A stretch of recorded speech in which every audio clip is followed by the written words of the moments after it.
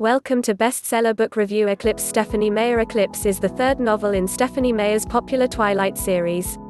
You really want to have read Twilight and New Moon, in that order, first before reading Eclipse, because the author doesn't spend too much time expounding the storylines of the previous novels but rather drops the reader straight into the story.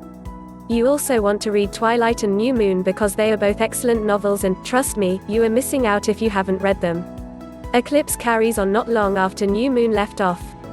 Bella's high school graduation is approaching and she will soon be leaving Forks forever, ostensibly to go to college, but in reality she is planning to join her boyfriend in his vampire existence and will therefore be unable to return home, due to being dead and possessed by a terrible bloodlust for the first few years.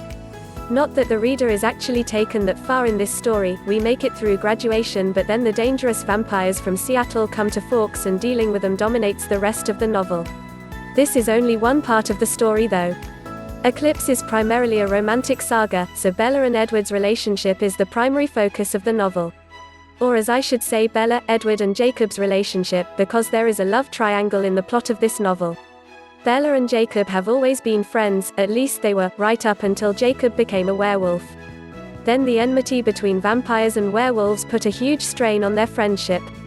Besides which, Jacob is in love with Bella, who is in love with Edward, so this is going to make things awkward between them.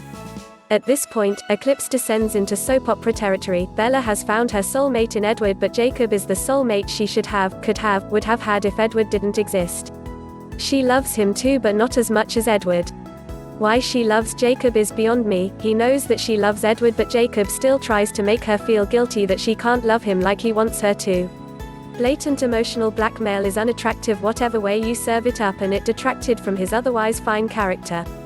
Worse, it led to a large proportion of this book being devoted to teenage angst, and with this book being 628 pages long, that a substantial amount of angst. To be fair, Eclipse is written for the young adult market, so I really shouldn't complain about the teen angst and the drama, but for me it meant that this book lacked the magical quality that made Twilight stand out from the crowd of vampire romances available in bookstores today. Don't misunderstand me, Eclipse is still a really good read. The book didn't feel like it was over 600 pages long. I literally flew through the pages and had to make a conscious effort to slow down my reading, so I didn't finish the whole book in a couple of sittings. For teens already hooked on the series, Eclipse is another solid installment of Forks goodness. Adult readers may be put off by the teenage relationship angst in this novel, but if you have already enjoyed the author's previous offerings, I think there is still plenty here to entertain. It will be intriguing to see where Stephenie Meyer takes the ideas and characters in this series next. Writing for the young adult market always means that there is some expectation for the author to set a good example for impressionable young minds, yet criticisms that Bella's character is too dependent and needs to set a better example for young women seem unfair. This is romantic fantasy. Enjoy it. Subscribe our channel if you like this video. Don't forget to share and like. If you want to buy this book in Amazon, so link is available in description.